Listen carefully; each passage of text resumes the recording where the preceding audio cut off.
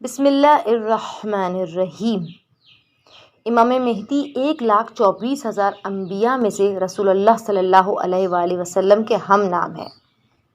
مشہور آیت قرآنی جو امام زمانہ علیہ السلام کی حکومت کی دلیل کے طور پر پیش کی جاتی ہے وہ سورہ قصص آیت نمبر 5 میں ہے۔ امام زمانہ جس پر ظاہر ہوں گے تو وہ دیکھنے میں 40 سال کے محسوس ہوں گے۔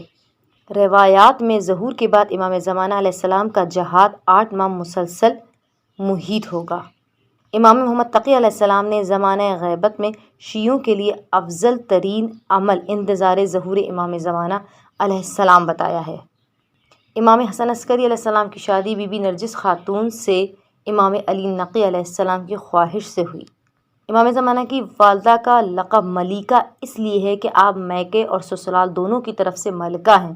میکے کے اعتبار سے شہنشاہ روم کی دختر ہیں اور سسرال کے لحاظ سے رسول خدا صلی اللہ علیہ وآلہ وسلم سے امام نقی علیہ السلام تک 12 معصومین کی بہو ہیں اور روح زمین کے تاجدار کی ماں ہیں۔ امام زمانہ کے بازو پر ولادت کے وقت تحریر تھا وَقُلْ جَاءَ الْحَقُّ وَزَهَقَ الْبَاطِلُ إِنَّ الْبَاطِلَ كَانَ زَهُوقًا سورہ بنی اسرائیل آیت نمبر 81۔ امام زمانہ کی ولادت کے بعد گفتگو کی مثال حضرت عیسیٰ علیہ السلام نبی سے ملتی ہے۔ امام حسن عسکری علیہ السلام نے امام زمانہ کی ولادت کے بعد 300 مرتبہ آپ کا عقیقہ کیا۔ امام زمانہ صرف ایک موقع پر لوگوں کی کثیر تعداد کے سامنے ظاہر ہوئے اور وہ واقعہ امام حسن عسکری علیہ السلام کی شہادت تھی۔ امام زمانہ کی سب سے پہلے زیارت کرنے والی خوش نصیب خاتون بی بی حکیمہ خاتون ہیں۔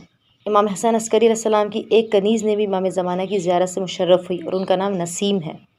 امام نقی علیہ السلام نے ابراہیم ابن ادریس سے فرمایا کہ امام زمانہ کے ہاتھ اور سر کا بوسہ لینے کا شرف حاصل کرو۔